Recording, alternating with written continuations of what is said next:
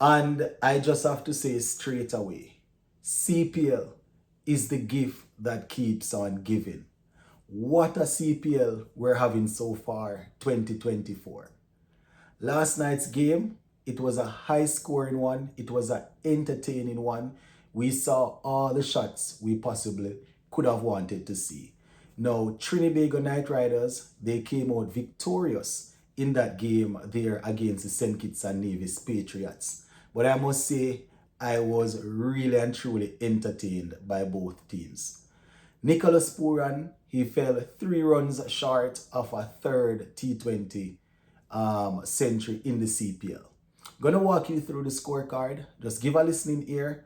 Let me know what you all think in the comment section. And please, if you have not yet subscribed, please consider subscribing to the channel. All right, so it was the Trinbago Knight Riders that batted first. And they were able to put on 250 runs on the board. Yes, you're hearing me right. 250. They were led by Nicholas Pooran and Casey Carty. Both men took the bowlers on a long journey. They ended up winning the game by 44 runs. So let me walk you through the scorecard and then I can elaborate a bit more. Now, Jason Roy, he opened with Sunil Narayan. Jason Roy didn't stay too long. He was removed by Nakia for 6. Sunil Narayan, he made 38 from 19 with 3 fours and 4 sixes. Strike rate of 200. So once again, we see Sunil Narayan opening the innings and getting his team off to a good start. Nicholas Pooran. Can you imagine? In a T20 game, you managed to remove Sunil Narayan or you managed to remove Jason Roy, whichever. And the next man to walk in is Nicholas Pooran. I tell you, my people, you remove one opener and by a look, the next man to walk in is Nicholas Pooran. It's almost like an handicap going into a game based on how he's batting right now. Nicholas Pooran, 97 from the 43 deliveries that he faced. 7 fours and 9 sixes. Yes, 7 fours and 9 sixes. Talking about a strike rate of 225.58. He was just good. It's almost like we were watching a highlight when he was batting. That's how he was dealing with the bowlers. The bowlers, they really felt it. And he scored the runs effortlessly. It's not like he was muscling up and trying to hit the ball all over the place. It just looked smooth. You understand? It's a reason why he's highly rated around the world when it comes on to T20 cricket, right? Paris, he came out and he scored 13 from 9. Casey Carty, who got an opportunity last season in this same squad here. And I think it was at 80 that he scored. And, you know, they retained him. And, you know, boy, I tell you, the first game here, it's a good way to start. 73 from 35, 9 fours and 3 sixes. Strike rate of 208.57. Now, Carty, as they say, fortune favors the brave. Doesn't matter what happened, you still have to take your chances or the opportunities.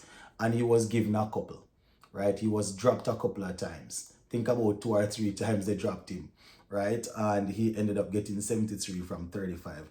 Karen Pollard got 7 from 6 and was left not out with Casey Carty. No, the bowling, the figures makes for very bad reading, my people. Start with Kyle Mears.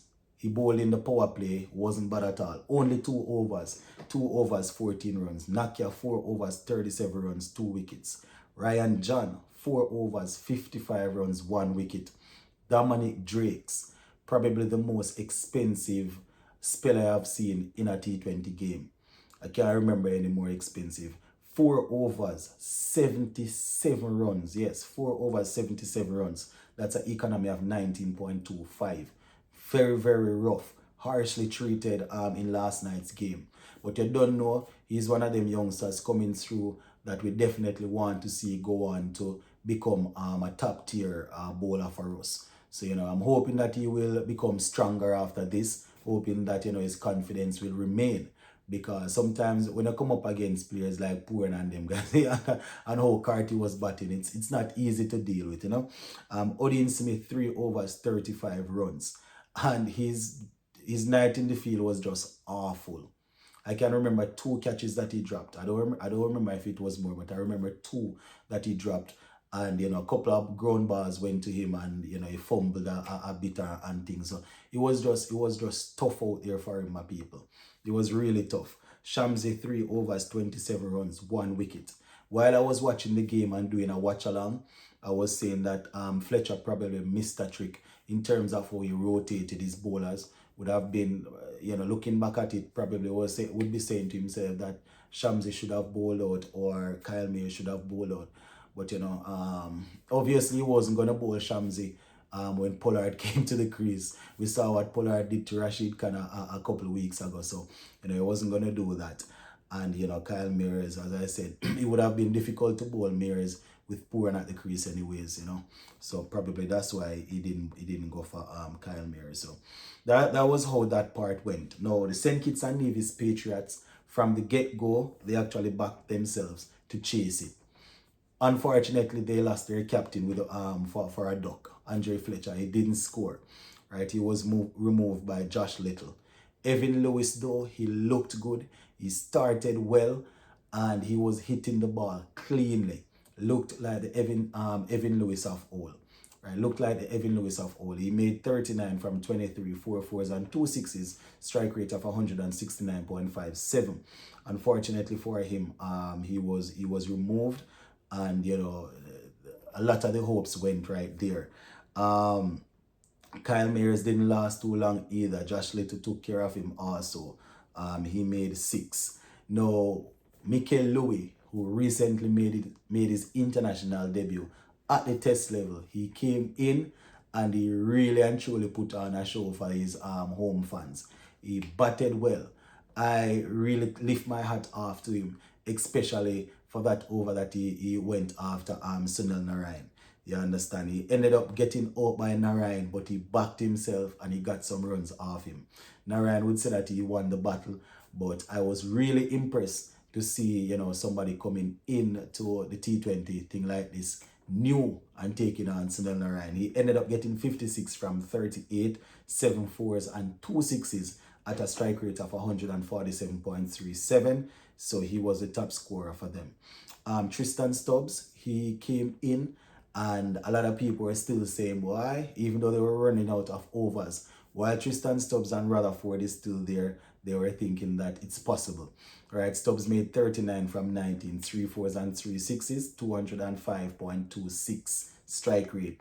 He was removed by Terence Hines. No, Rutherford, my people, when Rutherford came to the crease, Pollard being the experienced campaigner, he gave the ball to Sunil Narayan, the right arm bowler, and